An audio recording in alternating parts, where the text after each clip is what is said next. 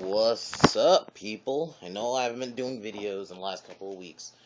I'm getting back to it today by starting doing a video today. Tomorrow I might do a video too, but today's video will be a review of the Ultimate Edition or Extended Cut of Batman v Superman: Dawn of Justice. And I know, as I did my review back in March, and I gotta say, this version's even better. Like, if you already like the movie, you're gonna love it even more. If you don't like it, I mean, I've seen people who, like, absolutely hated it when they watched this version, like, oh my god, this movie is like a 180. Like, I mean, it depends, and I say it's worth a watch. This is just kind of a little bit of a, not really a plea, but just like, for the people who hated it, just watch this version at least once, because what the theatrical cut wasn't the real thing. This was the real movie. And here, I'm just gonna pretty much list the changes. I'm not gonna go through the whole movie again because it's basically just extra scenes or extended scenes, but it's not a different movie. Like, overall, the movie still goes the same way. So here we go. The Africa scenes extended. They show that Lex Luthor planned that from the beginning, that the people were burned.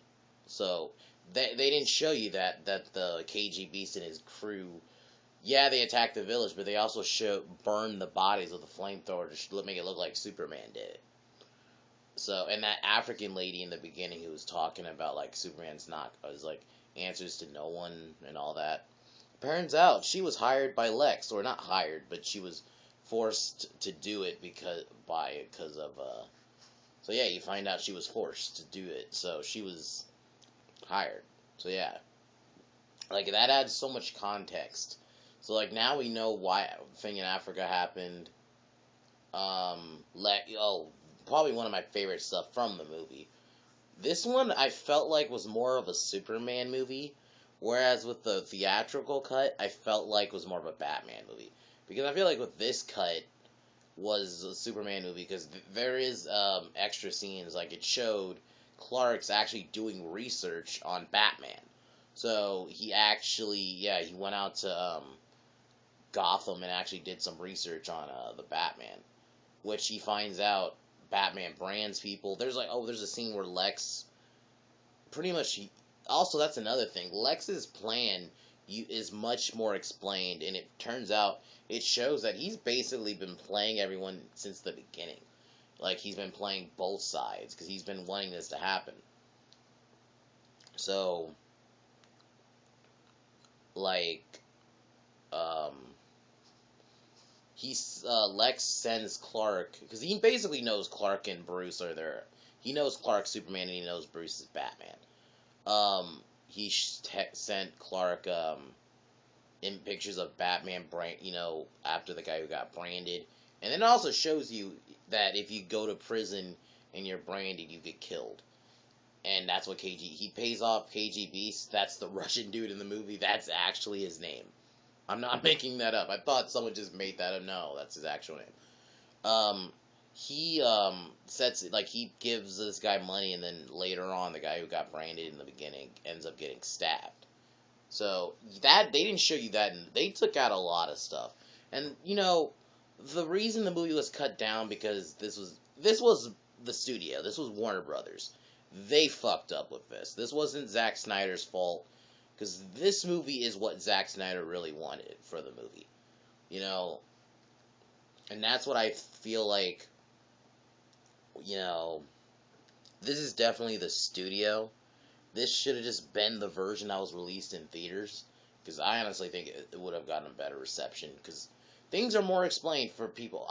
For me personally, I already understood the movie as it is, but this definitely helps, for the people who don't know what's going on.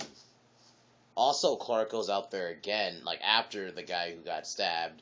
I guess the guy's girlfriend was talking about Batman in his scene, and she was talking about the way to deal with Batman is you gotta fight him, basically. And she was telling that to Clark. And this was a really good scene. That was a really good scene.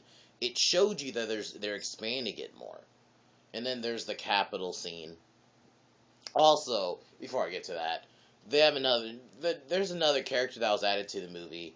Jenna Malone, she was the blonde chick.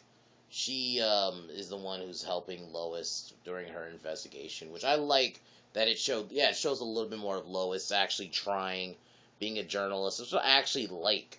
That's actually one of the things I liked about this new Lois. 'Cause to me, she's actually doing reporting.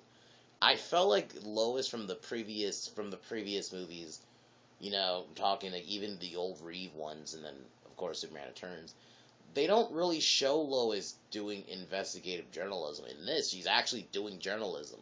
She's trying to basically, because she's pretty much figuring out that Lex is manipulating everything and that Superman's being framed.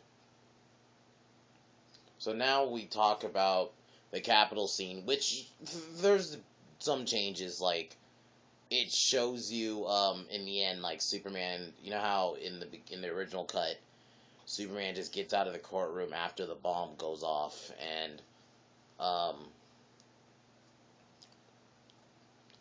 and he just kind of looks at Lois and flies away. In this, they actually show Superman helping people. He's carrying people out, and then he looks at Lois and walks away. Then Lois goes to. They didn't show this. Also, is another scene. Lois goes to the guy in the wheelchair who had the bomb. She actually goes to his house and finds out that Lex was using the guy the whole time. And Jenna Malone also reveals that the reason why Superman couldn't see or detect the bomb because the guy's wheelchair is lined with lead. So that's why he wasn't able to do anything in the courtroom scene. That's what I really loved about this movie. Like, see that just like, oh my god, that's why Superman didn't do anything. It also quiets the people who like were asking like, oh, why didn't Superman do anything? He could have easily stopped. Like, it put that all into perspective. Other than those, I think that's like the last really big change. Because other than that, the rest of the movie is basically the same movie. There's some different angles of the Batman Superman fight, like so there's a different angle, but other than that, everything else is really the same. There's no big difference. After that, more it's the big like the really extended scenes are more in the first two acts. The first two a little bit in the beginning of the third act, but really that final act, it's basically the same. I wish they had a little bit more. Oh, also, there's another one where Lex, you know how it goes into LexCorp and Batman broke into it.